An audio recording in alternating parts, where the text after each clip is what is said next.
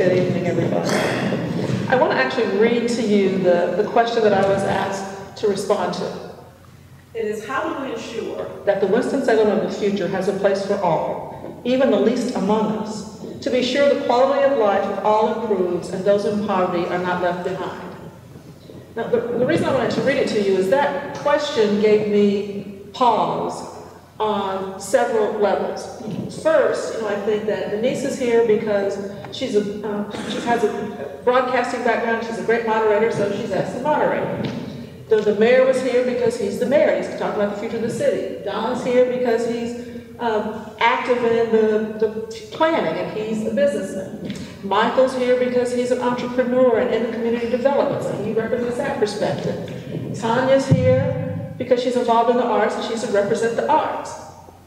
I was asked to represent the poor and the least among us. So it gave me a little pause there when somebody tried to give me a message. Secondly, in this world of trying to take shortcuts with everything and the LOLs and the OMGs and the BFFs, we sometimes are too quick.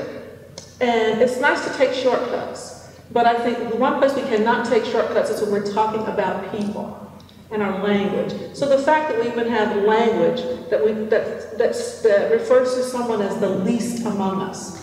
So, because for there to be a least, somebody had to be most, because it's all relative.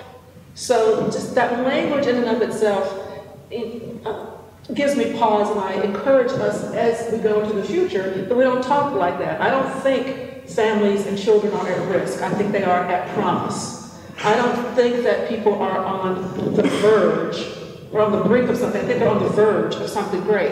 So I think part of the future is to really reframe and think how we can talk with people and about each other in language that is uplifting and not creates a more than less than. It's all that you already create kind of a power dynamic. And the third kind of issue I had with the question was, I don't think it's about having a place, that everyone can find a place. Everyone has a place now. The issue is, in the future for Winston-Salem, how do we make sure that every person can have the place of their choice? Or have at least a robust and legitimate opportunity to achieve the place of their choice. So if I just kind of reframe the question, it's how do we as a community, how do we make sure that everyone can find the place they want?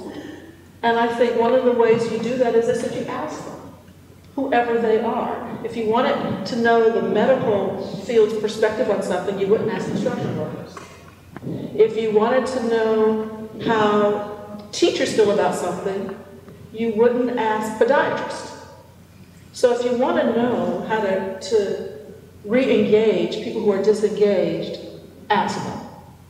If you want to know how to get connected people who are disenfranchised, we need to ask them. If we want to know how we can get people to be trusting as opposed to distrusting of the community or of the leaders or the planning process, we need to ask them.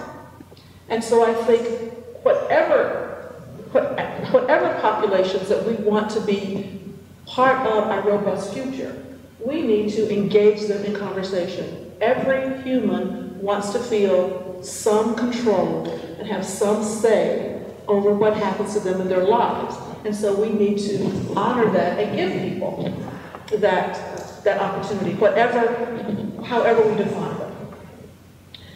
I would also say, I was glad to hear Don say about bringing 30,000 jobs. Well, I certainly hope those jobs are across the spectrum, and not just all that are gold-collar jobs or white-collar jobs, but jobs that can really provide a living for anyone in this community who wants to be gainfully employed and who wants to raise their family or have whatever their definition of the American dream is. And then lastly, I would say, as a community, kind of to Michael's point, I think we as a community have some work to do, and that if we are really serious about the future, that we need to identify what that looks like. And identify as a community what is unacceptable. What will we not accept people living in poverty?